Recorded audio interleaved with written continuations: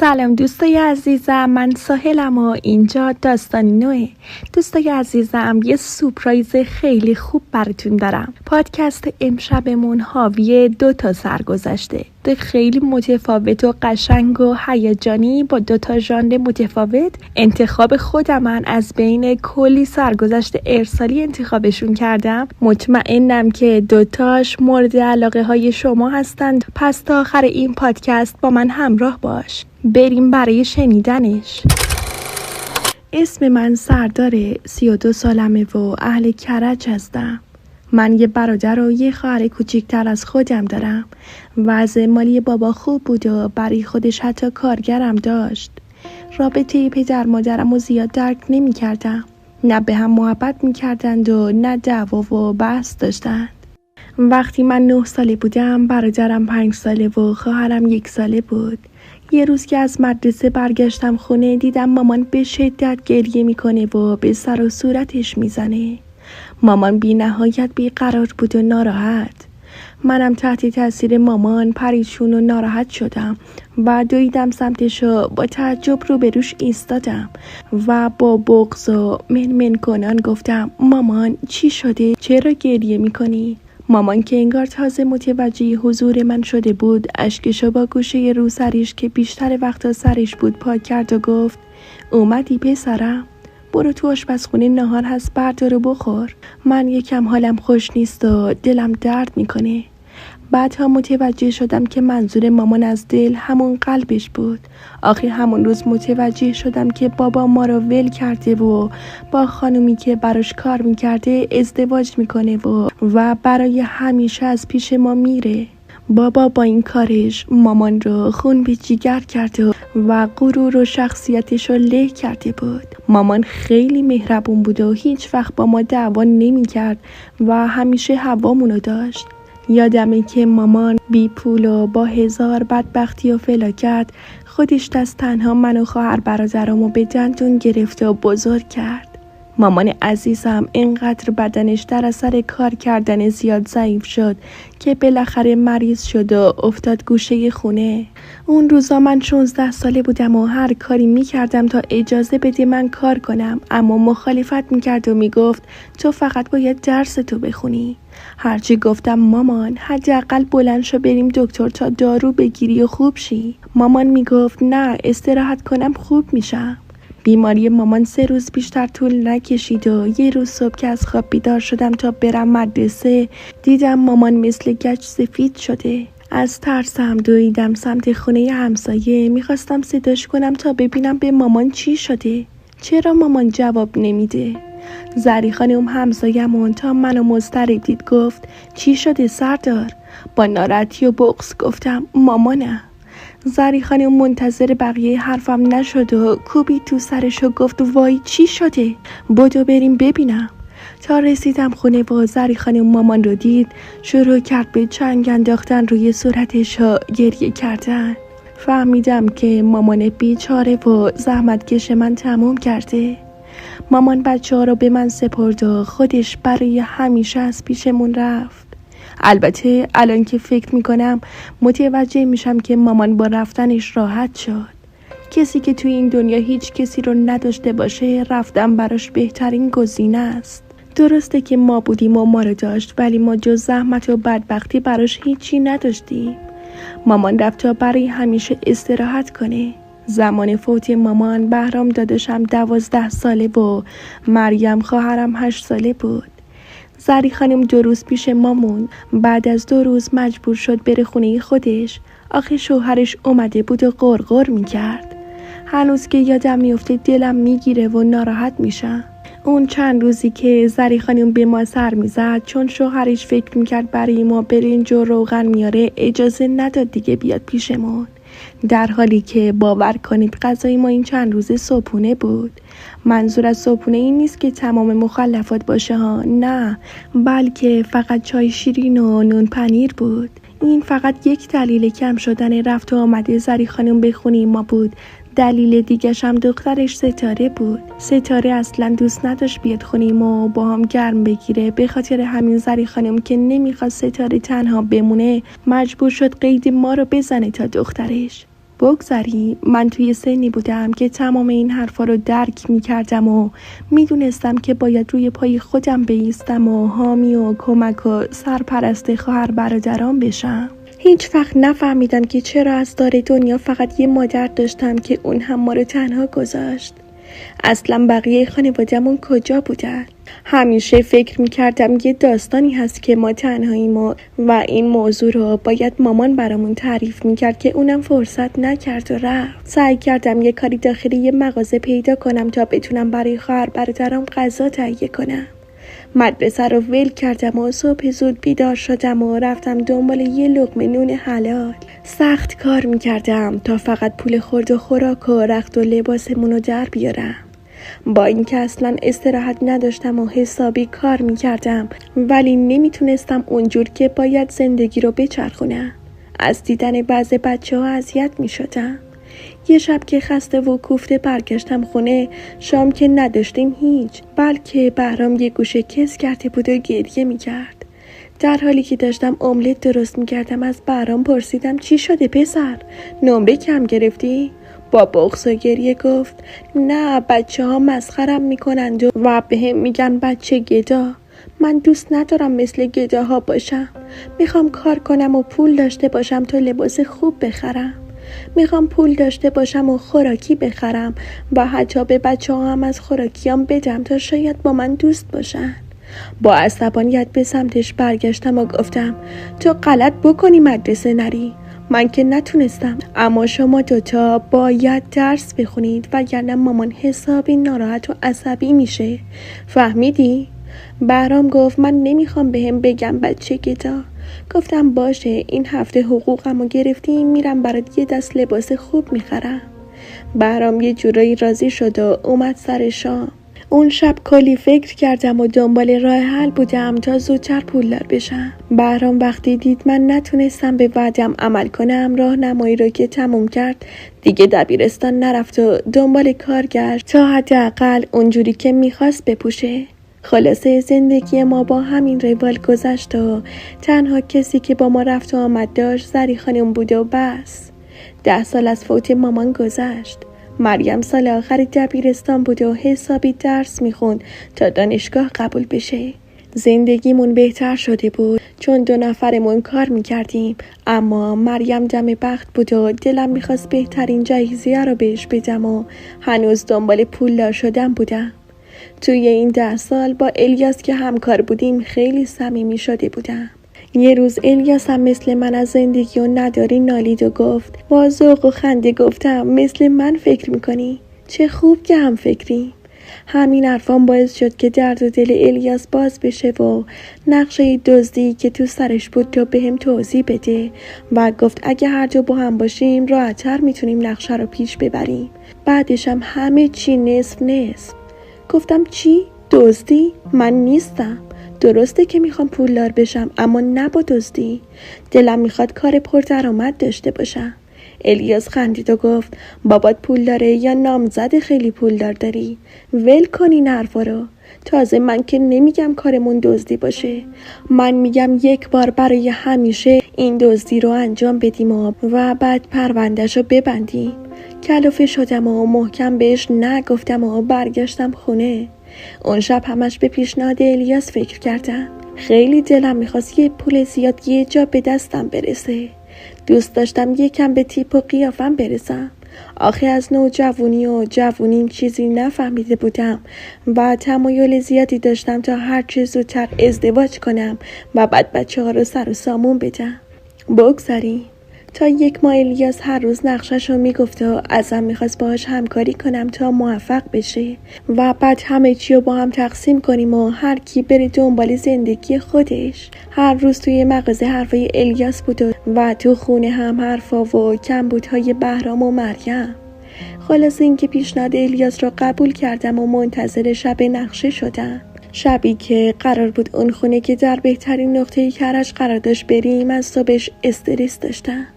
بعد جوری استرس و ترس به جونم افتاده بود، جوری که کار این مغازه را درست انجام نمیدادم. بعد از اینکه کارمون تموم شد با الیاس رفتیم سمت اون خونه.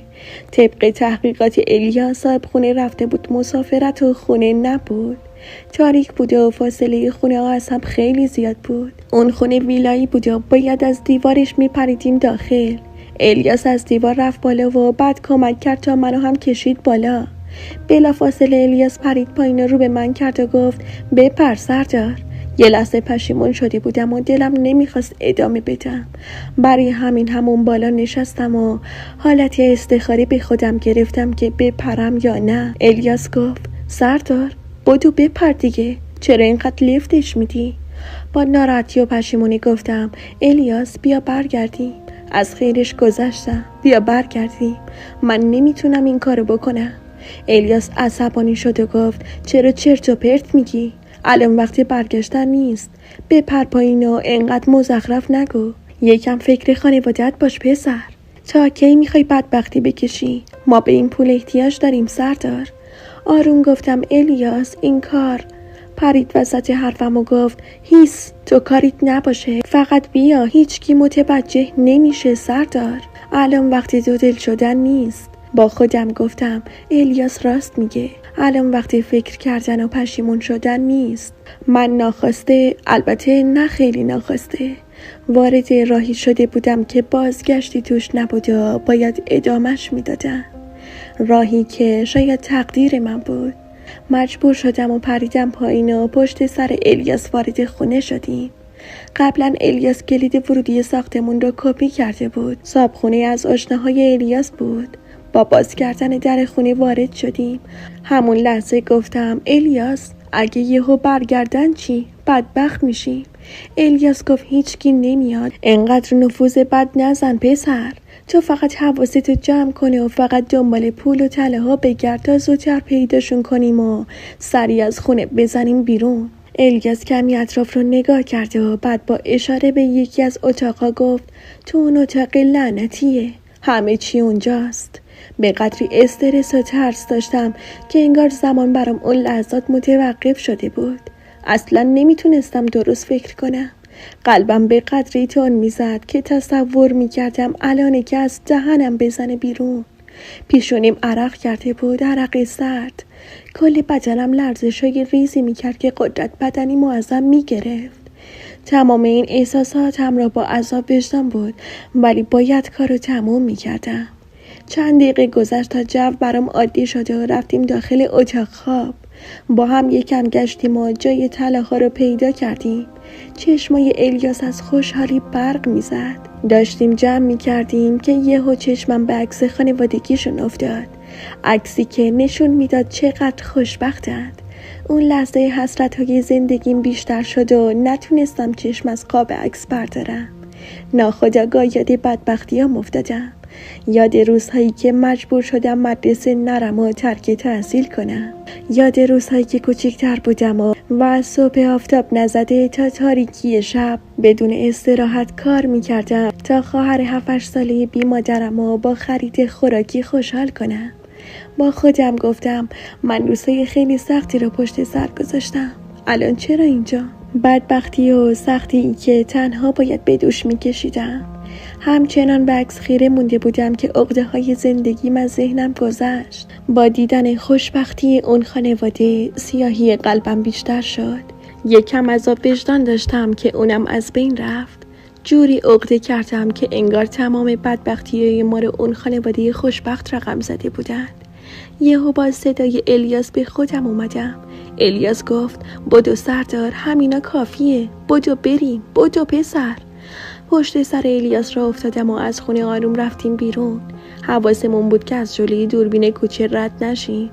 الیاس سر از پا نمیشناخت و خیلی خوشحال بود. کمی که دور شدیم الیاس با خوشحالی و هیجان گفت پسر نجات پیدا کردیم، هورا، امشب شب خوشبختیمونه، نگاه کن چقدر طلاست، فکر کنم کم 500-600 میلیون کاسب بشیم. سردار اصلا فکرشو نمی کردم که این همه طلا باشه. فکر کنم پا قدم تو خوب بوده. الیاس یه سر حرف می زد و نقشه می کشید و از خوشبختی‌های آینده می گفت، اما من تو فکر بودم که چطور تونستم این کارو بکنم. چطوری دلمو راضی کنم که این لقمه حروم رو وارد زندگیم کنم و به بهرام و مریم بدم. خلاصه الیاس طلاها و پولها رو برداشت و رفت تا بعداً تقسیم کنیم و من دیر وقت برگشتم خونه. وقتی رسیدم خونه یه لحظه دلم آروم گرفت و با خودم گفتم خدا رو شکر که توی این دریای بدبختی و فلاکت یه خونه از مامان و بابا برامون مونده بود و سرپناه داشتیم و اجاره نشین نبودیم. آروم بدون سر و صدا وارد خونه شدم چون میدونستم بچه‌ها خوابن. پاورچین داشتم میرفتم تو خونه که یهو دیدم مریم اومد پیشم و گفت کجا بودی داداش؟ چرا این همه دیر اومدی؟ گفتم هیچی. تو چرا نخوابیدی؟ مگه فردا مدرسه نداری؟ مریم گفت بیدار موندم تا بهت بگم که حواست باشه ستاره اینجاست. با تعجب گفتم ستاره؟ اون اینجا چی کار میکنه؟ مریم گفت هیچی، انگار باباش رفته یه خانم رو سیغه کرده و مامانش باهاش بحث و دعوا کرده و حتی کارشون به کلانتری کشیده شده و ستاره هم از ناراحتی اومده اینجا. اشکالی که نداره داداش. گفتم نه، چه اشکالی آخه؟ هر چقدر که دلش خواست بمونه، ولی باباشو که میشناسی، میترسم شر بشه برامون. مریم گفت داداش مجبور شدیم که بیاد اینجا. تازه زری خانومم در جریانه، آخه میخواست از خونه فرار کنه. باز خوبه اینجا اومده، قطعا اینجا اومدنش از فرار که بهتره. ستاره و مامانشو خیلی دوست داشتم، آخه تنها دوستامون بودن. سری از روی موافقت تکون دادم و مریم رفت خوابید. منم دراز کشیدم تا به امید فردا که الیاس پولها رو میاره بخوابم. خوابم نمی برد و همش داشتم نقشه می کشیدم که با پولها چی بخرم و چه جوری خرجشون کنم. راستش عذاب وجدان داشتم، ولی وقتی یاد حرفای الیاس می افتادم آروم می شدم. آخه الیاس می گفت که طرف نزول خوری و دزده و فلانه. با این حرفا خودم رو قانع کرده بودم که این پول حقمه و حلاله. هنوز چشمم گرم نشده بود تا خوابم عمیق بشه که دیدم یکی محکم داره در میزنه. با وحشت بلند شدم و ترسیده به خودم گفتم نکنه پلیسه، شاید ردمونو زدند و رسیدن به خونه ما.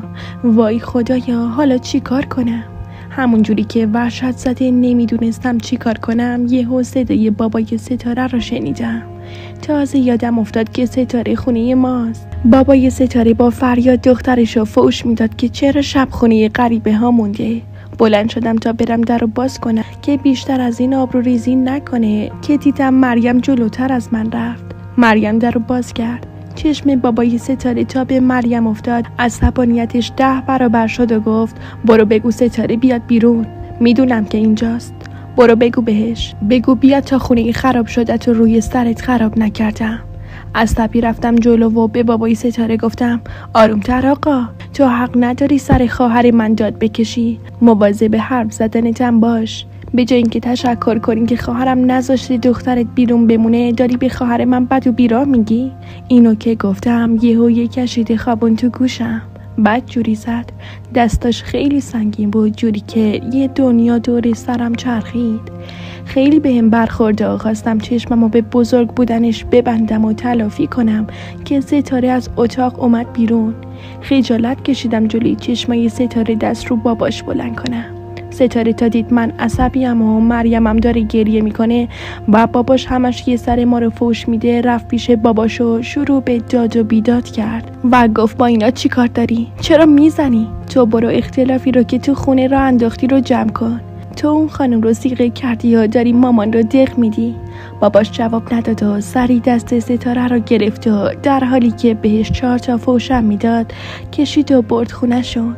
بعد از رفتنشون مریم اومد سمتم و در حالی که شرمنده بود گفت ببخشید داداش. سرمو تکون دادم و گفتم میدونستم موندن ستاره تو این خونه هم برای خودش درد سر داره و هم برای ما، اما نتونستم بهت نه بگم. دلم برای ستاره سوخت. اصلا بلش کن مریم، دیگه راجبش حرف نزن، بگذاریم. اون شب گذشت و فردا الیاس پولها و طلاها رو آورد و با هم دیگه تصمیم گرفتیم اول طلاها رو خرد با کمک مریم یا مادر و خواهر الیاس بفروشیم و بعد با پولش کاری رو شروع کنیم. مثلا الیاس به مامانش گفت این طلاهای مادر سرداره، اما چون کاغذ خرید نداره میترسه ببره طلا فروشی. میشه براش بفروشی؟ میخوایم با هم یه سوپرمارکت بزنیم. یا برعکس این حرفا رو من به مریم گفتم و به این طریق شروع به فروش کردیم. خلاصه همه طلاها فروخته شد و با پول شراکتی یه سوپرمارکت زدیم و چون قبلا توی سوپرمارکت کار کرده بودیم خیلی زود کارمون گرفت. دیگه اجازه ندادم الیاس خلاف کنه و بهش گفتم این اولین و آخرین خلافمونه. اگه بخوای ادامه بدی میرم خودم رو معرفی میکنم و تو رو هم گیر میندازم، پس بچسب به همین کارو زندگی تو بکن. البته الیاس خودش هم تصمیمش همین بود و با تهدید من تو تصمیمش محکم‌تر شد. از اون طرف بهرام رو هم آوردم پیش خودم و هر سه مشغول کار شدیم. مریم هم درسش رو با جدیت میخوند و چون درآمدمون بیشتر شده بود کلاس یک کنکوری هم ثبت نام کرد. میدونستم درآمدم با اصل پول حرومه، اما دیگه چاره‌ای نداشتم. چند ماهی گذشت. یه روز نسبت به روزهای دیگه زودتر رفتم مغازه. اون روز الیاس یه کار اداری داشت و قرار بود بعد از کارش بیاد. بهرام صبح زود از خونه رفته بود بیرون، اما نمیدونستم کجاست. رسیدم مغازه و دیدم کرکره ها بازه ولی در قفله. حس ششمم میگفت داخل مغازه یه خبرایی هست. به خاطر همون با کلید آروم در رو باز کردم و داخل شدم. با خودم گفتم حتما الیاسه، شاید نرفته دنبال کار اداریش. پشت پیشخوان رو نگاه کردم ولی کسی نبود. یکم اطراف قفسه ها رو گشتم و بعد صدایی شنیدم. تعجب کردم. با دقت بیشتری گوش کردم و متوجه صدایی شبیه صدای خاک بر سری شدم. آروم رفتم پشت مغازه که حالت انباری بود و اجناس اضافه رو اونجا میذاشتیم. یهو چشمام 4 تا شد. با دیدن بهرام و ستاره که در حال نزدیکی بودن شوکه شدم و بلند گفتم اینجا چه خبره؟ اصلا نمیتونستم باور کنم. نه ستاره رو اینطوری میشناختم و نه بهرام رو. خونم به جوش اومد و هر دو رو از مغازه بیرون کردم. ستاره با خجالت و شرمندگی رفت خونه‌شون، اما بهرام سرشو انداخت پایین و با همون شرمندگی اومد داخل مغازه پیش من. بهرام با منمن جوری که صداش از ته جا بیرون می اومد گفت داداش به خدا من ستاره رو دوست دارم. ستاره مثل ناموس خودم میمونه و چون دوستش دارم امروز اینجا بودیم. گفتم چرا زودتر نگفتی؟ زودتر میگفتی میرفتیم خواستگاریش، نه اینکه دختر مردم رو بکشونی این مغازه. اگه به جای من الیاس میومد و میدید چی؟ پاک آبرومون میرفت. بهرام گفت بیشتر به خاطر وضعیت مالیمون حرفی نزدم. نمیخواستم بهت فشار بیارم چون میدونستم دستت خالیه، اما خدا رو شکر کم کم وضعیت مالیمون بهتر میشه، مگه نه داداش؟ با این حرفا یکم آروم شدم و بهرام رو کشیدم کنارم و اون روز کلی با هم درد و دل کردیم و از هر دری حرف زدیم. از حرفای بهرام متوجه شدم که ستاره یه خواستگار داره و باباش قرار مدارها رو با اون خواستگار پولدار و البته تقریبا سن بالا گذاشته و قرار نامزد بشن. خیلی ناراحت شدم و خودم رو سرزنش کردم که چرا نتونستم از نظر مالی خودم رو بکشم بالا. اگه پول داشتم حتما هم خودم و هم بهرام سر و سامون گرفته بودیم. بعد از اون قضیه تصمیم گرفتم هر جوری شده ستاره رو برای بهرام جورش کنم، هرچند میدونستم که باباش ما رو در حد خودشون نمیدونه و 100% مخالفت میکنه. 1 ماه گذشت و نتونستم کاریو از پیش ببرم تا اینکه یه روز متوجه شدم خونه ستاره بساط عروسیه و بهرام خیلی ناراحته و تو مغازه یه گوشه کس کرده و به گوشیش خیره مونده. اون لحظه تصمیم نهایی را گرفتم و با خودم گفتم هر جوری شده باید ستاره رو به بهرام برسونم. زود به بهرام گفتم تو بمون مغازه، من جایی کار دارم. بلافاصله از مغازه زدم بیرون و خودم رو رسوندم خونه پیش مریم. تا رسیدیم مریم رو صدا زدم و گفتم مریم با عجله و متعجب اومد و گفت بله داداش، چیزی شده؟ گفتم نه هیچی نیست، فقط میدونستی که بهرام ستاره رو دوست داره؟ مریم با نگرانی و ترس گفت چطور مگه؟ گفتم نترس دختر، بهرام خودش بهم گفته. ببین مریم، الان به ستاره زنگ بزن و بگو یه جوری بیاد پشت بوم، میخوام باهاش حرف بزنم. مریم گفت آخه چه جوری؟ الان خونشون شلوغه، دارن بساط عروسی رو میچینند. با مهربونی گفتم ببین آبجی کوچیکه، مگه دوست نداری به بهرام کمک کنی؟ مریم گفت دوست دارم، اما چه جوری؟ الان ستاره اصلا وقت نداره که جواب منو بده. گفتم برو بیارش، من باید حتما باهاش حرف بزنم. مریم رفت پشت بوم و به ستاره زنگ زد. منم پایین قدم میزدم و با خودم میگفتم باید تا دیر نشده باش حرف بزنم، هرچند ممکن از من خجالت بکشه، مخصوصا بعد اینکه تو اون وضعیت توی مغازه با بهرام دیدمش. یه ساعتی طول کشید تا مریم و ستاره اومدن پایین. ستاره تا منو دید سرشو کامل انداخت پایین و سلام کرد. گفتم سلام ستاره خانم، زیاد وقتتون نمیگیرم چون وضعیت خونه و مراسم رو میدونم. مریم و بهرام همه چی رو برام تعریف کردن، اما میخوام فقط از زبون خودت بشنوم. تو بهرام رو دوست داری؟ ستاره با خجالت فقط با سرش حرفمو تایید کرد. گفتم خودت شرایط مالی بهرام رو میدونی؟ با این شرایطم باز به بهرام علاقه داری و دلت میخواد همسرش بشی؟ مشکلی نداری با این قضیه؟ ستاره باز هم با سرش تایید کرد. چند بار سوال کردم که هر بار رضایتشو نشون داد. فقط در نهایت گفت آخه بابام نمیذاره. گفتم تو هیچ کاری نکن و طبق مراسم جلو برو و بقیه‌شو بسپار به من.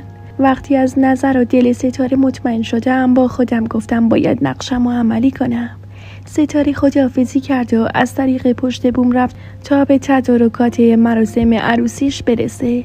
میدونستم که بابای ستاره خیلی یه دنده است و شانس کمی دارم که حرفمو قبول کنه، اما باید امتحان میکردم.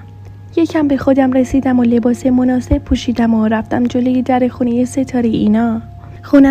خونشون به خاطر آماده شدن برای مراسم شلوغ و پر رفت و آمد شده بود. تا خواستم زنگ بزنم یه آقایی که نمیشناختمش گفت با کی کار دارید؟ گفتم با آقای مجیدی، بابای ستاره. گفت شما؟ گفتم همسایه هستم، با خود آقای مجیدی یه کار کوچیک دارم. اون آقا به یکی از پسر بچه ها گفت و آقای مجیدی رو صدا کرد. آقای مجیدی اومد و تا منو دید به خاطر چند نفری که اطرافمون بود سعی کرد خودشو آروم نشون بده، ولی با اخم گفت بله بفرمایید، کاری داشتید؟ گفتم آقای مجیدی میتونم باتون خصوصی صحبت کنم؟ گفت میبینی که سرم شلوغه. گفتم خواهش میکنم، خیلی مهمه. بابای ستاره گفت صبر کن الان میام. با یکی از آقایون چند کلمه حرف زد و بعد اومد با هم رفتیم کنج دیوار و گفت خب بگو. گفتم میدونم که الان نه وقتشه و نه شرایط برای گفتن این حرف مناسبه، اما مجبورم و باید بگم. نگران و اخم گفت بگو خب. با من گفتم راستش نمیدونم چه جوری بگم، گفتنش برام سخته. راستش من میخوام که ستاره خانم رو برای برادرم بهرام خواستگاری کنم. آقای مجیدی یه لحظه سرخ شد، از چشماش داشت خون میبارید. عصبی و با حرص آروم گفت چی میگی مردک؟ حالیت نیست که امشب مراسم عقد و عروسیشه؟ کم از دست شما بدبختی نکشیدم، چطوری رود میشه این حرف رو بزنی؟ گفتم آخه اینا. فرصت نداد حرفمو بزنم و ادامه داد انگار از جون خودت سیر شدی پسر. ببین سردار، این حرف رو همینجا تمومش کن وگرنه هر چی دیدی از چشم خودت دیدی. گفتم آقای مجیدی لطفاً گوش کنید. جسارت نمی کنم اما بچه ها هم دیگر رو دوست دارن.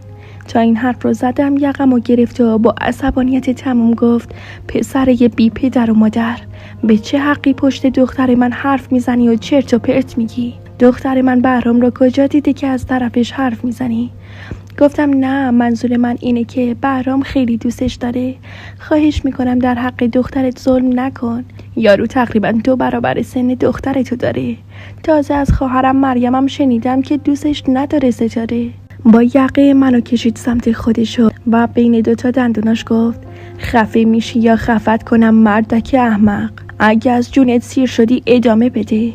به خدا هم حساب تو رو میرسم، همون برادر عوضی تو. وقتی دیدم که با هیچ راهی کوتاه نمیاد یقه لباسمو از دستش آزاد کردم و گفتم باشه خداحافظ. نمیدونستم چی کار کنم، اما میدونستم که ستاره بهرام رو خیلی دوست داره. با خودم گفتم برم ببینم عشق بهرام در چه حدی. اگه در حد عشق و حاله که دختر مردمو بدبختش نکنم و بین خانوادش اختلاف نندازم. با سرعت رفتم سمت سوپرمارکت. وقتی رسیدم مغازه دیدم الیاس مشتری راه میندازه و بهرام همچنان یه گوشه نشسته و کس کرده. رفتم پیشش و گفتم بهرام به روح مامان قسم بخور که واقعا ستاره رو دوست داری و عشق و عاشقی الکی و گذرا نیست. بگو چقدر دوستش داری. بهرام در حالی که سرخ شده بود گفت داداش سردار، بیشتر از جونم دوستش دارم. گفتم من با باباش حرف زدم اما به هیچ وجه راضی نشد. از طرفی امروز و امشب مراسم عقد و عروسیشونه. ستاره هم تو رو دوست داره و اونطوری که شنیدم زری خانم هم راضیه که ستاره با تو وصلت کنه تا با اون آقا. یعنی همه راضیان به جز باباش. بهرام گفت خب حالا من چی کار بکنم تا باباش راضی بشه؟ گفتم تو با باباش کاری نداشته باش، فقط الان برو و هر جوری شده با ستاره حرف بزن تا مراسم عقد رو به هم بزنه و با هم چند روز از این محله دور بشی تا من باباش رو راضی کنم. بهرام با تعجب گفت یعنی فراریش بدم؟ داداش آخه. گفتم میدونم بهرام شاید ازمون شکایت کنه، شاید حتی اتفاقات بدتری بیفته و بیاد سراغمون و شاید حتی سوپرمارکت رو آتیش بزنه، اما هیچی مهم نیست. مهم اینه که تو به خواسته دلت برسی و یه عمر در حسرت ستاره نمونی. مطمئن باش تا آخرش داداش پشتته. درسته شاید چند ماهی سختی بکشید اما قطعاً با هم خوشبخت میشید بهرام. بهرام گفت آخه نمیخوام تو گرفتار بشی.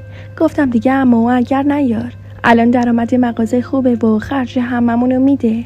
اگه دوستش داری نذار ستاره عقد اون آقا بشه. خلاصه از مریم موقعیت ستاره رو پرسیدیم. مریم گفت انگار میخوان برن آرایشگاه. گفتم خوبه، فقط هر وقت از خونه اومد بیرون به ما خبر بده. مریم گفت چشم داداش، اما تو رو خدا کاری خطرناکی انجام ندید. میدونی که من جز شما کسی رو ندارم. مریم حق داشت اما بهش اطمینان دادم که مشکلی پیش نمیاد و نگران نباشه. بعد به الیاس گفتم ماشین تو بهمون قرض بده، کار داریم. الیاس گفت ماشین متعلق به خودت داداش. ماشین رو گرفتیم و با کمک مریم با زری خانم هماهنگ کردیم و رفتیم جلوی در آرایشگاه. میدونستم که زری خانم از شوهرش دل خوشی نداره و نمیخواد ستاره هم بدبخت بشه، برای همین حتما با ما همکاری میکنه. بهرام گفت داداش الان چطوری برم داخل آرایشگاه و ستاره رو بردارم و بیام بیرون؟ هرچی بیشتر زمان بگذره ممکنه داماد برسه. گفتم نگران نباش، الان خودم درستش میکنم. از ماشین پیاده شدم و رفتم زنگ آرایشگاه رو زدم. یه خانومی که احتمالاً شاگرد آرایشگر بود اومد جلوی در و گفت بله. گفتم سلام خانم، با ستاره کار دارم، پسر خالشم. بهش بگید سردار کارت داره اما لطفاً جوری بگید که همراهاش متوجه نشن. اون خانم گفت اون وقت چرا مثلا؟ گفتم ببین خانم، مسئله مهمی است که باید بهش بگم. اون خانم گفت شما ببینید آقا، من روزی 100 تا عروس میبینم و از چهرش تشخیص میدم که تو ذهنش چی میگذره. برو آقا، نذار برای من شر بشه. فقط دومات حق داره بیاد داخل و عروس رو ببره. فکر اینجاشو نکرده بودم، داشتم دیوونه میشدم. با خودم گفتم آخه به همه نقشه رو گفتم و هماهنگ کردم، اگه الان موفق نشم خیلی بد میشه. نگاه کردم به جیبم و دیدم یه 100,000 تومانی تو جیبم هست. در آوردم و به اون خانم دادم و گفتم تو رو جون عزیزت ستاره رو صدا کن بیاد. نمیدونم 100 تومانی که اون موقع حکم 1 میلیون رو داشت کاری خودشو کرد یا قسمی که خوردم باعث شد دلش بسوزه. به هر حال اون خانم رفت داخل و 5 دقیقه بعد با ستاره برگشت بیرون. ستاره لباس عروس تنش بود و آرایش هم داشت. فکر کنم آماده بود تا داماد بیاد دنبالش، اما ما رفته بودیم.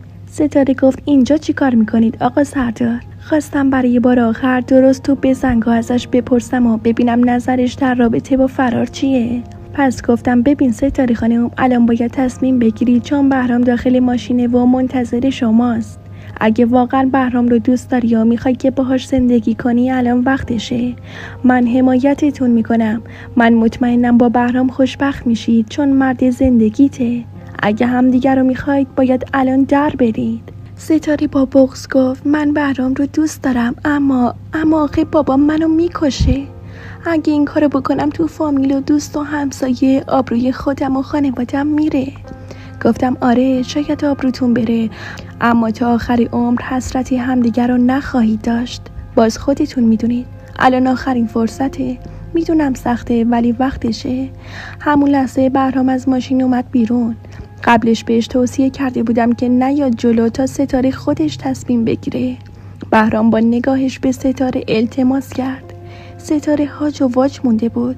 معلوم بود نمیتونه درست تصمیم بگیره ولی به هر حال تصمیم نهایی با اون بود. بیشتر از این نمیتونستیم معطل کنیم چون ممکن بود داماد و فامیلاش برسن. گفتم بدو دختر، یا باید بری داخل آرایشگاه یا داخل ماشین. الانه که یا داماد برسه یا همراهات بهت شک کنند. یالا دختر. ستاره یهو دوید سمت بهرام و بغلش کرد و زود سوار ماشین شدند. تا این صحنه رو دیدم با دلشوره خیلی بالا و دستای لرزون سری رفتم پشت فرمون نشستم و گازشو گرفتم. استرس، ترس، نگرانی، وحشت از آینده و همش به جونم افتاده بود و رانندگی میکردم. سری به سمت خونه روندم، اما نباید میرفتیم جلوی در خونه چون کار خطرناکی بود. به مریم زنگ زدم و گفتم خیلی سری بیا سر کوچه. مریم گفت چی؟ داداش؟ گفتم هیچی نگو مریم، فقط بیا سر کوچه تا متوجه بشی. یه دست لباسم برای ستاره بیار.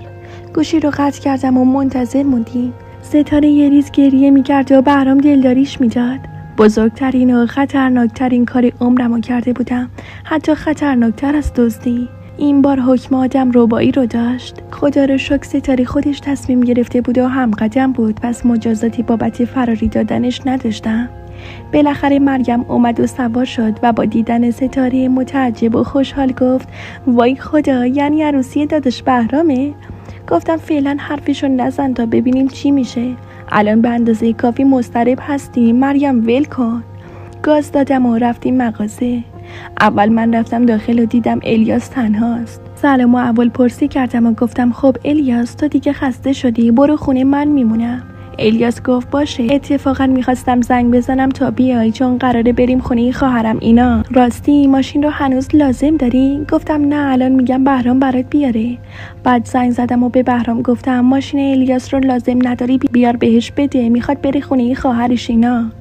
بهرام متوجه منظورم شد و مریم و ستاره رو پیاده کرد و ماشین رو آورد تحویل الیاس داد. بعد از اینکه الیاس رفت به مریم زنگ زدیم تا بیان داخل مغازه. هر 4 تا موندیم مغازه، دل تو دلمون نبود. آخر شب من و مریم برگشتیم خونه و بهرام و ستاره موندن. فردا که رفتم مغازه به بهرام گفتم بهتره قبل از اینکه الیاس بیاد برید بیرون. ستاره گفت من خسته شدم، میخوام برم خونه. گفتم خونه بابات؟ گفت نه، بریم خونه شما، اینجا و خیابون اذیت میشم، میخوام راحت استراحت کنم، آخه خیلی خسته شدم. همون لحظه یهو بابای ستاره اومد تو مغازه. تا بهرام رو دید حمله کرد بهش که ستاره مداخله کرد و گفت بابا من بهرام رو دوست دارم. بابای ستاره شروع به فحش و بد و بیرا کرد و بعد دست دخترش رو گرفت و برد خونه‌شون. اون روز با ناراحتی مغازه رو به الیاس سپردیم و برگشتیم خونه. 3 روز گذشت و از ستاره خبری نشد تا اینکه روز 4 ستاره زنگ زد به مریم و گفت وای مریم، میدونی چی شده؟ مریم گفت نه، چی شده؟ ستاره گفت آقا داماد که قرار بود با هم ازدواج کنه توی زندانه به جرم تعرض به یکی از بچه‌های خواهرش و پسر یکی از همسایه‌ها. مریم گفت واقعا؟ کی گفته؟ بابات عکس‌العملش چی بود؟ ستاره گفت آره واقعا یکی به بابا گفته. شنیدم که بابا به مامان میگفت که خدا رو شکر ستاره باهاش ازدواج نکرد. میخوام زنگ بزنم بهرام تا تنور داغه بیاد خواستگاری. فکر کنم این مسئله خواست خدا بود که همین الان دست آقا داماد رو شده. بعد از این ماجرا بالاخره رفتیم خواستگاری ستاره و اونجا به باباش موجودیمو نشون دادم و گفتم این موجودی نصفش برای بهرامه، برای اطمینان حق بهرام رو به حساب ستاره واریز میکنم تا شما هم خیالتون راحت باشه. 1 هفته بعد به خاطر اینکه آبروی ستاره حفظ بشه طی مراسمی بهرام و ستاره با هم عقد کردند و منم براشون یه خونه اجاره کردم و 2-3 ماه بعد رفتن زیر یه سقف. خیالم از بهرام راحت شد. پارسالم با جهیزیه مفصل مریم رو فرستادم خونه بخت. بعد از اینکه تنها شدم به فکر جبران پول حرام و دزدی افتادم. دیگه مشکلی نداشتم. آخه خونه مامان رو مریم و بهرام با رضایت کامل به نام من کردن تا منم خونه داشته باشم. 7 ماه پیش تصمیم گرفتم برم سراغ اون خونه که ازش دزدی کرده بودم. یه روز تعطیل رفتم اونجا تا حتما آقای صاحب خونه‌ام خونه باشه. زنگ زدم و خودم رو معرفی کردم و خواستم در رو باز کنن تا رو در رو بهشون اعتراف کنم. در باز شد و داخل شدم. آقای صاحب خونه تو محوطه حیاط نشسته بود. رفتم کنارش و همه چی رو براش تعریف کردم. اون آقا گفت من میدونم اون تله ها چند گرم بوده، اگه میخوای شکایت نکنم باید به اندازه همون تله ها برام طلا بخری. خیلی زیاد میشد، یعنی حدوداً چند میلیارد. اما قبول کردم و گفتم همه رو یه جا نمیتونم بخرم، ولی هر چند ماه یک بار مقداری از اون طلا ها رو میخرم و میارم بهتون تحویل میدم. خدا رو شکر قبول کرد و تا این لحظه از 2 کیلو طلا 300 گرم براش خریدم. فکر کنم چند سالی تمام درآمدم و باید براش طلا بخرم، چون هر بار برای خرید میرم گرونتر میشه. البته چون الیاس قبول نکرد مجبور هستم خودم تمام و کمال طلاها رو پس بدم. باز هم خدا رو شکر میکنم که اجاره نمیدم و خورد و خوراکم خواهر و برادرام کمکم میکنن. اینم بگم که گاهی الیاسم کمکم میکنه تا زودتر این بدهی تمام بشه. از نظر حق الناس خیالم راحته، اما حق الله نمیدونم تکلیفم چی میشه. امیدوارم خدا هم منو ببخشه. تصمیم دارم بدهیام که تموم شد ازدواج کنم، ولی نمیدونم اون موقع چند سالم میشه. توصیه من به شما اینه که مراقب جوونیتون باشید تا یک عمر کار نکنید و بدهکار دوران جوونی نشید. داخل ویدیوی امشبمون 2 داستان من براتون روایت میکنم. سرگذشت اولمون رو که براتون روایت کردم، حالا بریم برای روایت کردن سرگذشت جذاب و متفاوت بعدی. بعد از 14 روز رگه های نور با کنار کشیده شدن پرده ها خودشون رو به اتاقم رسونده بودن. 14 روز تمام خودم رو تو اتاق حبس کرده بودم و حالا به هیچ اثری از پروانه 2 هفته پیش از اتاق بیرون اومدم. شمسی هراسون جلو اومد و دستمو گرفت و گفت بذارین کمکتون کنم خانم. سرم رو تکون دادم و از پله ها اومدم پایین. همه مشغول انجام کاری بودن. حیاط و مطبخ و سالن مثل همیشه پر از آدم بود، ولی با این وجود انگار هیچ کس نبود. پدرم برای من همه کس و همه چیز بود. پدری که 14 روز پیش سوار جیپ شد، برای من دست تکون داد و از در آهنی باغ بیرون رفت و دیگه هیچ وقت بر نگشت. اون روز صبح هوا آفتابی بود و پدرم مثل همیشه هر چهارشنبه صبح به روستای پدریش میرفت و عصر برمیگشت. ولی وقتی میخواد برگرده گرفتار برف و بوران شده بود و ماشین رفته بود ته دره. به همین زودی و به همین راحتی. پدر و مادرم سالهای زیادی رو بدون بچه سپری کرده بودن و تو 20مین سال ازدواجشون وقتی که دیگه ناامید از پدر و مادر شدن بودن، مادرم باردار میشه و بهار سال بعدش من به دنیا میام. اما خانواده‌ای کوچیک من تو اون خونه بزرگ روزهای شاد زیادی رو گذرونده بود، ولی حالا به یک باره همه چیز از دست رفته بود. پدرم تنها وارث پدر بزرگم بود و 2 برادر دیگر سالها پیش از دنیا رفته بودن و خواهرشم به خاطر ازدواج با یه تاجر فرانسوی از مدت‌ها پیش خارج از کشور زندگی میکرد. مادرم دختر عمه پدرم بود و دیوانه‌وار عاشق پدرم. همیشه وقتی من و پدرم کنار هم می نشستیم می گفت چقدر کیف میده که آدم روزهایی به ثمر نشستش رو تماشا کنه. از آخرین پله پایین اومدم. به عکس پدرم که چند ماه پیش تو عکاسخونه خیابون ایران انداخته بود نگاه کردم. به چشمایی که می خندید و موهای مجعد و سیبیل‌های تاب خوردش و پارچه باریک مشکی کنار عکس. جلوی آینه ایستاده بودم و به پروانه 22 ساله نگاه می کردم. رنگ پریده و خمیده و خسته بودم. چشمام هنوز به نور عادت نکرده بود. 14 روز تو تاریکی فقط اشک ریخته بودم و راه رفته بودم. مغزم در حال انفجار بود. خدایا بعد از این چی میشه؟ من تا کجاها رو با پدر و مادرم دیده بودم؟ اصلا مادرم کجاست؟ به اتاقهای دیگه سرک کشیدم. از اهالی خونه سراغش رو گرفتم تا اینکه گلی کوچکترین دختر شمسی و مشهدی عباس گفت که مادر تو گلخونه است. خودم رو به گلخونه رسوندم. پشت میز پدر نشسته بود و داشت شیشه های عینکش رو تمیز میکرد. بابا وقت مطالعه حتما باید صدای خودش رو میشنید. عادت داشت تو گلخونه کتاب بخونه و تو نشیمن روزنامه. یه بار ازش پرسیدم چرا هر جفتش رو همینجا نمیخونی پدر؟ چه فرقی میکنن؟ روزنامه یا کتاب هر جفتشون از یه مش کلمه درست شدن دیگه. گفت اگه یه بار واسه این گلا روزنامه بخونم که خشک میشن دختر. فکر میکنی چرا این چمدونیا انقدر قشنگن یا این شبوها و مینه ها؟ چون براشون لیلی و مجنون میخونم، مثنوی و حافظ میخونم. دست روی شونه این مامان گذاشتم و تکونش دادم. به خودش که اومد عینک پدر رو سمتم گرفت و گفت بعدش میومد لک باشه. از ته دل آه کشید و گفت هیچ فکر کردی که دست تنها چجوری تاب بیارم؟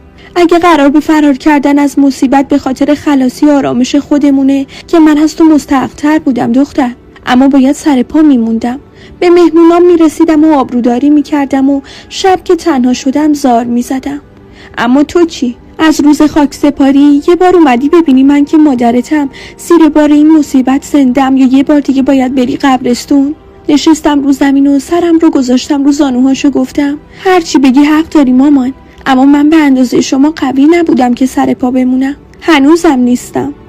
مشغول حرف زدن و درد و دل کردن با مامانم بودم که یهو عمم زنگ زد. نمیدونم پشت خط چی به مامانم میگفت که مامانم گفت نه فهیمه جان، بیش تعارفی دارم میگم، نیاز نیست به زحمت و درد سر بیفتین و بیاین. سعی کردم همه چیز در شأنش برگزار بشه. حیف که نشد برای آخرین بار همدیگر رو ببینی. میدونم، ازت ممنونم که به فکر مایی. قرار مراسم 40 رو همینجا برگزار کنیم. به دوست و آشنا و دور و نزدیک به همه خبر دادم. بازم میگم که مطمئنم روح منوچه راضی خودت و شوهر و بچه‌ها رو آلاخون بالاخون کنی و از اون سر دنیا بیای. اما هر موقع که اومدی اینجا خونه خودته، قدمت سر چشم. روبروی مامان نشسته بودم و داشتم به حرفایی که بین اون و عمه رد و بدل میشد گوش میکردم و با خودم میگفتم تا وقتی که بابا بود سهمش از خواهر داشتن فقط چند دقیقه تبریک تلفنی عید بود و بس، و حالا که نیست خواهر نامهربونش مهربون ترین خواهر دنیا شده و میخواد که خاک برادرش رو ببینه. چند باری خواستم گوشی تلفن رو از مامان بگیرم و به این تعارفات الکی خاتمه بدم و بگم عمه جون ممنون از تسلیت سرشار از محبتت. خیالت از بابت اموالتون راحت. هرچی که مال تو نیست و ادعا میکنی که هست رو هم به نامت میزنیم و اسناد و قبالهات رو برات پست میکنیم. مثل همیشه که سر بزنگا اون حرفی که باید رو نمیزنم، چون به قول مامان در شأن من نیست. شأن؟ کی شأن آدم رو مشخص میکنه آخه؟ مشهدی عباس به سمت در پاتون کرده بود. ساعت دیواری 3 بعد از نیم شب رو نشون میداد. کل شب رو بیدار مونده بودم و به آلبوم عکسای قدیمی نگاه میکردم. به آخرین صفحه که رسیده بودم در با شدت کوبیده شد. از پنجره به اتفاقاتی که داشت میافتاد نگاه میکردم.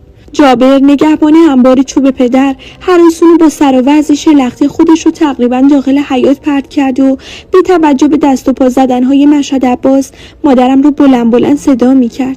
پنجره رو باز کردم و رو به جابر پرسیدم ها چی شده آقا جابر؟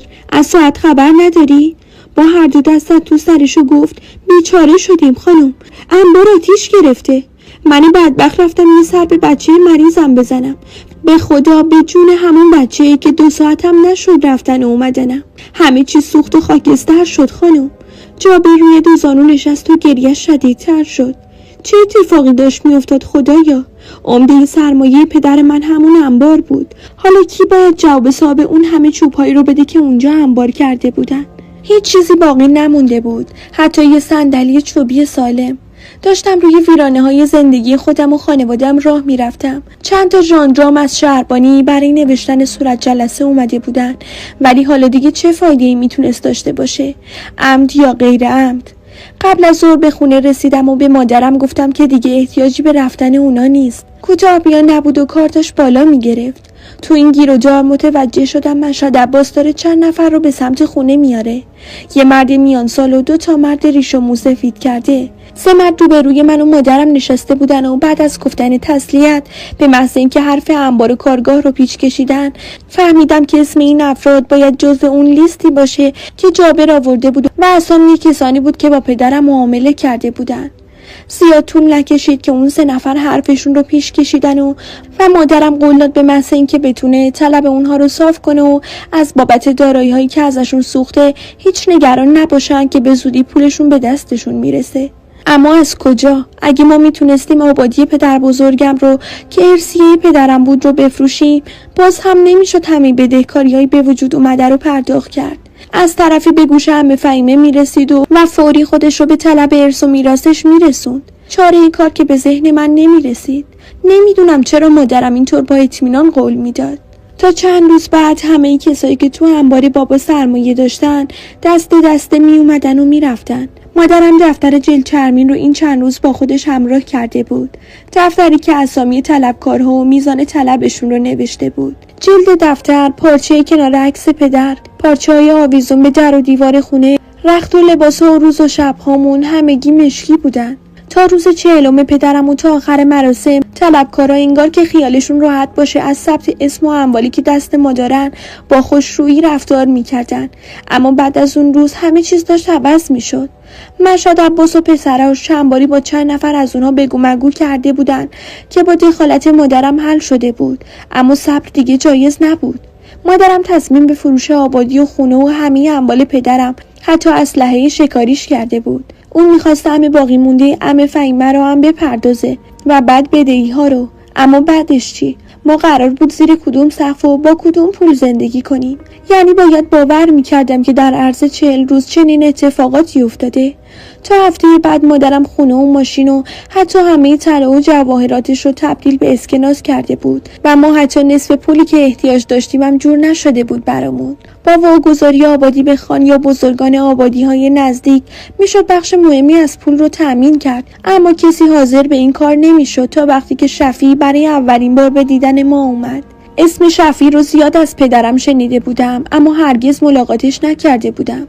شفیع پسر بزرگ عنایت الله خان بود که رفیق چند سالی پدر بزرگم بود و شفیع هم چند سالی کوچکتر از پدرم بود. ارتباطشون مثل 2 برادر بود، اما اون هیچ وقت به خونه ما نمی اومد و با پدرم تو روستا دیدار می کرد. اولین و آخرین باری که مادرم شفیع رو دیده بود تو مراسم عروسیشون بود که چند ماه پیش عنایت الله خان همراه با زنش تصادف کرده و فوت شده بود و شفیع جوان به جای پدرش نشسته بود و سرپرستی برادر کوچیکترش رو هم به عهده گرفته بوده. حالا بعد از 42 سال شفیع پا تو خونه رفیقش گذاشته بود. مشغول تا کردن دستمالی بود که همین چند لحظه پیش داشت با اون اشکاش رو پاک میکرد. سر تا پا سیاه پوشیده بود ولی لباساش مرتب و تمیز و یک دست بود، حتی بدون اینکه پرز کوچیکی رو شونه کتش نشسته باشه. و گفت از این به بعد تا همیشه زمستون برام جهنمه، مثل پاییز. پدر و مادرم رو پاییز از دست دادم و برادرم رو زمستون. ای کاش اون روز بیشتر اصرار میکردم تا بر نگرده. تا ابد حسرتش رو دلم میمونه. پا از روی پا برداشت و دوباره با اون دستمال چشماشو پاک کرد و رو به مادرم گفت بازم تسلیت میگم تاجی خانم، حیف از منوچه، حیف شد واقعا. به سمت من سر برگردوند و گفت به شما هم تسلیت میگم پروانه خانم. هیچ وقت برق چشماش رو وقتی که تو به دنیا اومدی یادم نمیره. حتی اون درخت سیب رو تو باغ پدر بزرگت دیدی؟ آخ یادش بخیر. میخندید و بیل میزد. همون شبی که تو به دنیا اومدی اون درخت رو کاشت. با چشمان اشکبار و سرخ لبخند میزد. به حال پدرم قبطه خوردم که رفیق با وفایی مثل شفیع داره. هنوز نمیدونستم که چه اتفاقاتی بین شفیع و پدرم افتاده که اونطور خودش رو مدیون پدرم میدونست و میخواست هر کاری که میتونه برای ما انجام بده. مادرم وقتی این موضوع رو فهمید تلاش کرد که شفیع از ماجرای آتش سوزی انبار و قضایای بعدش چیزی نفهمه، اما کسی به گوشش رسونده بود که چی شده. همین شد که یه روز خیلی برافروخته اومد و سعی میکرد عصبانیتش رو کنترل کنه و صداش رو بالا نبره، اما من به وضوح از طبقه بالا صداش رو میشنیدم که به مادرم گله میکرد که چرا همچین موضوع مهمی رو باهاش در میون نذاشته. مثل اینکه طی اتفاقی مالک جدید خونه رو دیده بود و فهمیده بود که ما خونه رو فروختیم. شفیع چند تومانم بالاتر از چیزی که ما خونه رو فروخته بودیم اون رو از صاحبخونه جدیدش دوباره خریده بود و اومده بود که هم سند رو به مادرم پس بده و هم با خبرش کنه که تمام بدهی های پدرم رو پرداخت میکنه. حدود 1 ساعتی با هم صحبت کردن. به بهونه پذیرایی گلی رو هر چند دقیقه یک بار داخل اتاق میفرستادم تا سر و گوش یاب بده، ولی شدنی نبود. باید خودم به بهونه‌ای میرفتم تو اتاق. همین که خودم رو جمع و جور کرده بودم تا برم، شفیع از اتاق اومد بیرون و وقتی داشت از مادرم خداحافظی میکرد گفت خواهش میکنم خودتون رو مدیون من ندونین.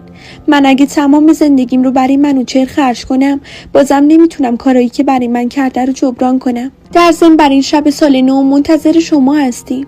راننده میفرستم دنبالتون تا چند روزی افتخار میزبانی شما رو داشته باشیم. بعد از اون روز دیگه خبری از هیچ آدم غریبه‌ای نشد. دفتر جلچرمی مامان همونطور بسته موند و 3 هفته بعد من و مامان با راننده شفیع به سمت خونه اون در حرکت بودیم. طی این مدت چند باری دلیل دینی که شفیع فکر میکرد به گردن داره رو از مادرم پرسیده بودم، ولی اونم مثل من چیزی نمیدونست. به گیلان رسیده بودیم. سرمای زمستون هنوز احساس میشد و زوزه سگ‌ها و شغال‌ها به وضوح به گوشم میرسید.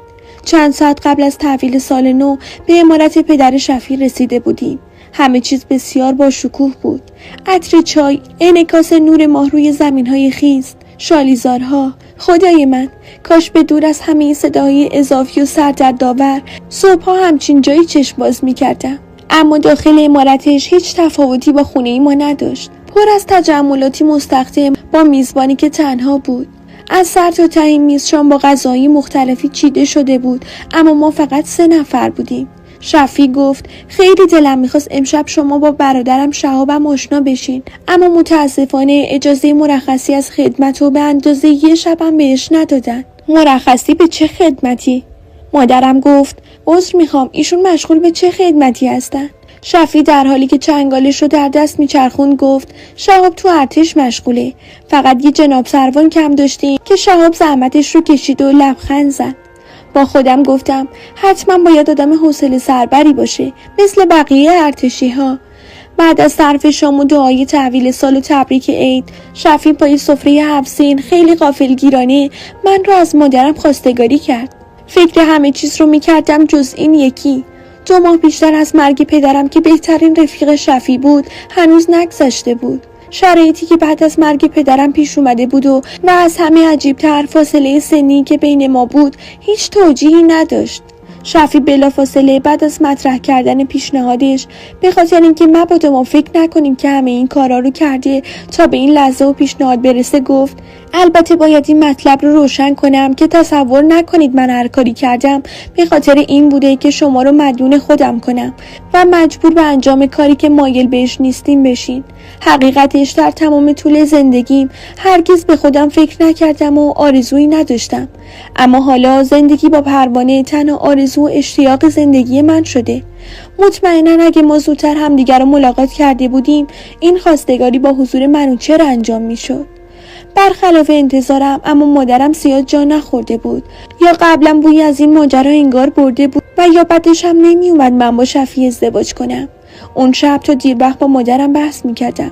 اون معتقد بود که اگه من با شفیع ازدواج کنم اوضاع بهتر خواهد شد و ما توان رسیدگی به املاک پدر و سر و سامون دادن به زندگی رو نداریم و کی بهتر از شفیع که به عنوان شوهرم بالای سر ما باشه. بله، مادرم میخواست که من با مردی ازدواج کنم که اگر سر وقت ازدواج میکرد شاید بچه‌هاش الان بزرگتر از من بودن.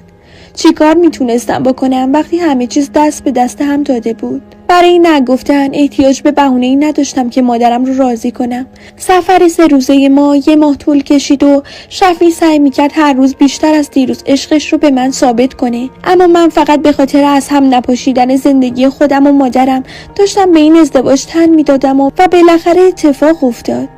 2مین روز از اردیبهشت ماه زیر بارون بی‌امان گیلان و تو همون خونه من با شفیع ازدواج کردم. با لباس عروسی از عزا در اومدم و همون شب بود که با شهاب ملاقات کردم. هیچ شباهتی به شفیع نداشت. شفیع میگفت که اون شبیه پدرش و شهاب مثل مادرشون. با همون لباسای فرم نظامی وارد مجلس عروسی شد. تبریک و شادباش به من گفت و طولانی مدت خودش رو در آغوش برادرش نگه داشته بود. در تمام طول شب شهاب نگاه از من بر نمی داشت. با اینکه عجله داشتم که زودتر مراسم تموم بشه، ولی وقتی فکر میکردم بعد از خلوتی خونه قراره تا مدتها این نگاه رو تحمل کنم احساس خوبی نداشتم. گرچه اون اوایل احساس خوبی هم به شفیع نداشتم، اما اون تونسته بود حسن نیتش رو ثابت کنه و منم کم کم بهش علاقه‌مند شده بودم. انگار که احساس کردی باشم دوباره پدرم مواظبمه. اون شب من به عنوان همسر شفیع که بین اهالی به شفیع خان معروف بود معرفی شدم. از طبقات مختلفی به اون جشن دعوت شده بودن، تا خانه دهاتای اطراف و دوستان شفیع که از شهرهای مختلفی اومده بودن و همه داشتن در مورد من حرف می زدن که معلوم نیست دختر از کجا پیدا شده و خودشو چسبونده به این خانواده اسم و رسمدار. بعضی‌ها هم میگفتن شفیع خان این همه سال تنها زندگی کرد که حالا با یه دختر بچه عروسی کنه. خیلی هم میگفتن دختر از خانواده ثروتمندیه، کیه که از پول بدش بیاد، حتی اگه شفیع خان باشه. از شنیدن این حرفا حیرت نمی‌کردم، اما قلبم مچاله میشد. بین همه مهمونا و چهره‌های جدید، شهاب متفاوت‌تر از همه بود. هیچ عکس‌العملی از خودش نشون نمیداد، با کسی حرفی نمیزد. محتاط بودنش رو نمیدونستم بذارم پای شغلی که داره، یا شاید احساسی که ممکن بود نسبت به من داشته باشه که من اومدم تا برادرش رو ازش بگیرم. هرچی که بود، برادر شوهرم برای من از همون شب تبدیل به معما شد. یه هفته بعد مادرم راهی شد و من برای اولین بار جایی دور از خونه بودم. خدمه باید و نبایدهای کارای عمارت رو از من میپرسیدن و من که هنوز چیز زیادی نمیدونستم حوالشون میدادم به عفت که سالها بود تو اون خونه زندگی و کار میکرد. قدم زدن تو مزارع چای تبدیل به یکی از تفریحاتم، یا شاید بهتره بگم تنها تفریحم شده بود. حبیب نوه 10 ساله عفت من رو تو این گشت و گذار همراهی میکرد و توضیحاتی در مورد اون اطراف به من میداد. پسر بچه‌ای باهوش و زرنگی بود و تنها آرزوش این بود که یه روز بتونه رانندگی یاد بگیره. یکی از همین روزایی که من به همراه حبیب برای سرکشی به شالیزارهای شفیع رفته بودیم، من مشتاق شدم تا برنجکاری رو تجربه کنم. زنان شالیکار خیلی سعی کردن تا منو منصرف کنن، اما موفق نشدن. یه ساعتی مشغول یادگیری و کار بودم. همه لباسا و دست و پا و سر و صورتم پر از گلولایی شده بود. نهایتاً با همون اوضاع، اما خوشحال از اینکه کاری یاد گرفته بودم، به همراه حبیب به سمت عمارت راه افتادیم. وقتی رسیدیم، شهاب مدتی بود از سوارکاری برگشته بود و انگار که منتظر ما باشه تا ما رو دید یه جا ایستاد و منتظر شد تا نزدیک بشیم. برخلاف همیشه که اون موقعی روز سر و صدا تو عمارت زیاد بود و اهالی با داد و فریاد با هم صحبت میکردن، اما این بار همه جا سکوت بود. شهاب به محض اینکه حبیب رو دید تنی محکمی به من زد و به سمت پسرک خیز برداشت و با همون تعلیمی که دستش بود شروع کرد به زدن حبیب. همه اسبای اسطبل با درد اون آشنا بودن. پسرک داد و هوار میکرد و شهاب دیوانه وار شلاق رو چپ و راست میزد. خشکم زده بود، حتی نمیتونستم نفس بکشم، چه برسه به اینکه اون طفل معصوم رو نجات بدم. بالاخره شهاب انقدر حبیب رو زد تا خودش خسته شد و دست کشید از کتک زدنش. لبه حوض و قسمتی از سبزی زمین قرمزی خون حبیب رو گرفته بود. پسر بیچاره با صورت و بدن زخمی در حالی که با آستین تیکه پاره شدهش اشکاشو پاک میکرد از جا بلند شد و بدون نگاه به من به سمت مادرش که اون سمت حیاط ایستاده بود و با گریه منتظر اومدن پسرش بود رفت. بعد از اون ماجرا دیگه شهاب رو ندیدم تا 2 روز بعد که همراه با شفیع برگشت. اون شب بازم هیچ صحبتی پیش کشیده نشد، اما بعد از شام از شفیع پرسیدم برادرت قرار نیست برگرده سر کارش؟ چطوره که بهش اجازه اومدن برای تحویل سال رو نداده بودن، اما الان مدت هاست که اینجا موندگار شده؟ شفیع باز همون لبخند کمرنگ رو گوشه لبش داشت و از آینه به من نگاه کرد و گفت اتفاقی افتاده؟ شهاب حرفی زده یا کاری کرده که ناراحت شدی؟ اگه الان مادرم اینجا بود میگفت صلاح نیست که بگی. 2 برادر از بد و خوب هم با خبرن. ولی نه، نمیتونستم ساکت باشم. پس هرچی رو که اتفاق افتاده بود گفتم. انقدر حیرون بودم و ترس برم داشته بود که حتی نتونستم یک کلمه هم حرف بزنم. وقتی اومد پیش تو چیزی بهت نگفت شفیع؟ شفیع دست به ریش میکشید و به نقطه این نامعلوم خیره شده بود که زیر لب گفت خیلی وقت بود که از این کارا نمیکرد. از روی صندلی بلند شد و منم پشت سرش بلند شدم و گفتم چه کاری؟ یعنی چی؟ گفت نه، چیزی به من نگفت، اما خیلی مشوش و آشفته بود. شهاب وقتی خیلی عصبانی میشه این کارا رو میکنه. آخرین باری که یادمه سر این بود که گربه خونگیمون ماهی قرمز شب عیدش رو کشته بود. شهاب اون موقع یه نوجوان 14-15 ساله بود. انقدر سر این موضوع عصبانی بود که رحیم باغبون اون موقعمون رو یه روز کامل بسته بود به درخت، چون رحیم خیلی به اون گربه میرسید. شفیع به طرف من برگشت و گفت کی عصبانیش کرده بود؟ حبیب کاری کرده بود؟ سر تکون دادم و محکم گفتم نه، اما شفیع برادرش رو خیلی بهتر از من میشناخت. صبح فردا وقتی یکی از اهالی روستا هراسون اومد دنبال شفیع و برای تموم کردن یه دعوای محلی اون رو با خودش برد، فرصت رو غنیمت دونستم و رفتم سراغ شهاب. روی صندلی گهواره مادرش نشسته بود و داشت با دقت و حوصله آلبوم بزرگی رو ورق میزد. زیر سیگاری پر از ته سیگار بود و آخرین سیگارم بین انگشتاش هنوز داشت نفس میکشید. با صدای پا بدون اینکه برگرده گفت غذا رو بذار و برو. گفتم منم پروانه. بلافاصله از جاش جهید و آلبوم رو به سمتی پرت کرد و سیگار رو خاموش کرد و خودش رو جمع جور کرد و گفت بفرمایید بشینین. معذرت میخوام که متوجه نشدم شمایین. میترسیدم اما نشستم. چیزی برای پذیرایی نداشت جز سیگار. تعارف کرد و گفتم نمیکشم. لبخند زد و گفت چقدر عالی. خدا میکردم وقتی تعارف کردم همینو بگی. داشتم گیج و گیجتر میشدم. چرا اون باید این خواسته رو داشته باشه؟ گفتم بی مقدمه میخوام راجع به اون روز و حبیب باد. فوری از جا بلند شد و داد زد من اون ماجرا رو تموم کردم. چرا حرفش رو پیش میکشی؟ ترسم به قدری زیاد بود که حس میکردم یخ زدم. ولی منم از جا بلند شدم. اما اون پسر که گناهی نکرده بود. چرا تا سرحد مرگ کتکش زدی؟ با چشمای اشکبار و سرخ به من نگاه کرد. با سری که کمی کج شده بود و صدای آروم پرسید کاری نکرده بود؟ مسبب کثیف شدن همه لباسای تو اون پسر بود.